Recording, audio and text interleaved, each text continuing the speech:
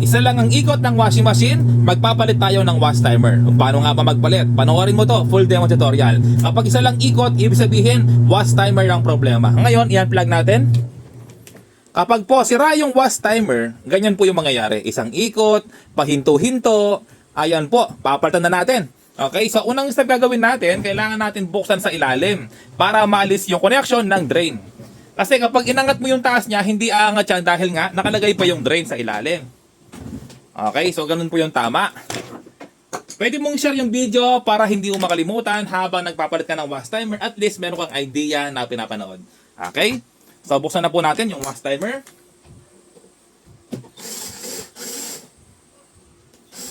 Ayun, lost thread. Kapag po lost thread, kuha ka ng plies.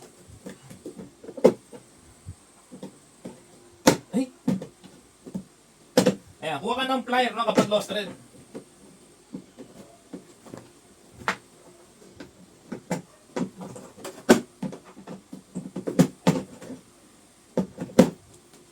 Tapos yung kabila, hindi na siya maangat. Sirain na natin. Ayan no. Mga repairman, iside mo lang siya. Okay, tapos luwagan mo yung mga wire. Ito yung wire niya, luwagan mo yan.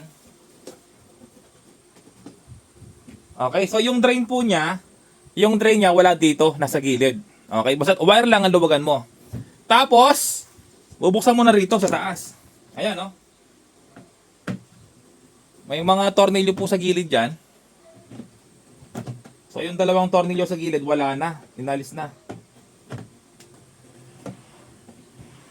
Iba talaga kapag job repairman, no? Useful yung mga video, kahit maraming bashers. Ayan, yung iba kasi, minamali yung video natin kahit wala silang idea. Okay, kahit na hindi sila technician, nagko-comment pa rin, parang sila yung magaling.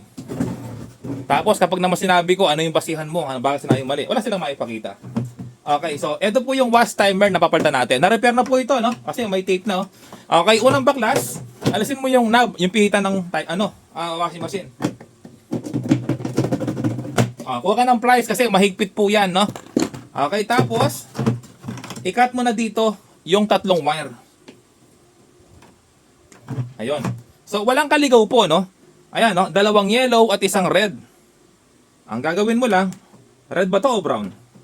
Ayan, colorblind po tayo. Ayan, tapos naman, kailangan mong hawakan yan kasi nga po mauhulog sa ilalim. Okay? So ngayon, ito po. Ito yung wash timer na ipapalit natin. 3 wire po yan, okay? Pwede po lahat. Pwede yung 3 wire sa lahat ng washing machine. Kahit na 7 wire yan, kahit na 6 wire, pwede po yung 3 wire. Yung 3 wire ay madaling install. Okay, so lahat ng washing machine na manual ay ganito po yung wire. Lahat ganito po yung wire. Okay, so kahit na 6 wire man yan na wash timer mo, may konektado sa drain. Ito po siya, oh. Dati po itong 6 wire. Ayan po, oh. Pinagputulan na po. Kita nyo, mga repairman? Ayan yung wire, oh, tatlo. Pinagputulan na po yan. Ibig sabihin, dati pong 6 wire yan. Ayan po, inalis ginawan 3 wire, no? Okay, so yung connection po ay ganito. Ito yung wash timer. Etong wire na nag-iisa na to, ito yung common. Ibig sabihin po, ito ay pupunta dito sa wire dito, oh, kulay brown. Tapos, ito naman, yung wire na magkatabi, ito yung forward tsaka reverse. Okay lang, kahit magkabaliktad, no? Pupunta naman po dito sa dalawang yellow. Okay, napakadali. So, ngayon po, lalagay na natin. Okay, so bali, ito po yung wire na nag-iisa, walang kasama. Ito, yung common. Yan, kita niyo po ba? Mas mahabang wire, mas maganda. Kasi yung dugtungan, ipapasok po sa loob dito, oh. Yung dugtungan, wag mong ilalagay sa dito sa loob. Mali, no? Kasi kapag po may bulayan, umakyat, nabasa yung taas niya, may possible na mag-ground po kayo o makurente. Ayan, maganda po yung dugtungan nasa loob. Okay, tapos, ito yung wire na magkasama. Ayan, nahuhulog po sila, kaya inahawakan ko. Ito yung wire na magkasama, forward tsaka reverse to. Ito sila. Okay, kahit magkabaliktad, ay wala pong problema. Ayan, kahit wag kang gumamit ng soldering iron, ibuhol mo lang, i-tape mo lang, walang problema yan. Okay? So, pwede mong share yung video para hindi mo makalimutan yung pagpalit ng wash timer, no? Kahit 6 wire man yan, 7 wire man yan, pwede po sa 3 wire na ipapalit mo. Oh, tapos, lalagay mo rito, tape lang. Mas maraming electrical tape, mas maganda, mas safe, walang ground. Ayan, no? So, ngayon, ipapasok mo ngayon yan. Excuse me po! Ayan. Walang kahit isang video mga ka-repairman, no? Ayan, ipasok mo sa loob. Para yung dugtungan nasa loob na lang. Ganun po, no? Tapos, alisin mo ngayon dito, yung dalawang tornilyo.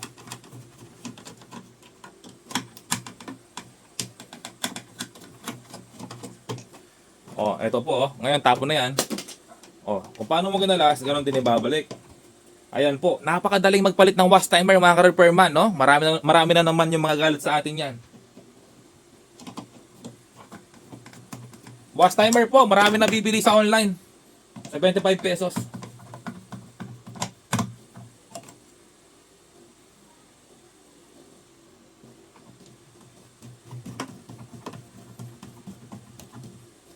Ayan, so ngayon po, ipapasok natin yan, yung dugtungan, at okay na yan. Salpa ko yung wash timer. Kapag po hindi siya nakagitna, mali yan. Dapat, gitna po yan, no? Gitna. Kasi kapag sumayad dito, hindi po gaano babalik. Okay, so ngayon, kailangan mo lang iusog ng konti. No? Meron naman kasing adjustment yan. Adjust natin. Ayan, so iba po talaga kapag full demo tutorial, no?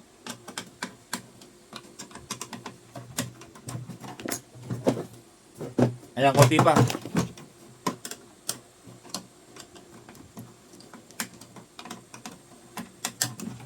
Ayan po, gitna na, Ayan, gitna na, Galing ko talaga.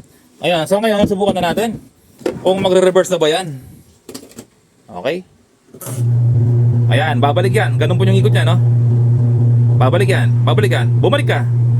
Bumalik ka. Bumalik ka. Ayan. Ayun, okay na.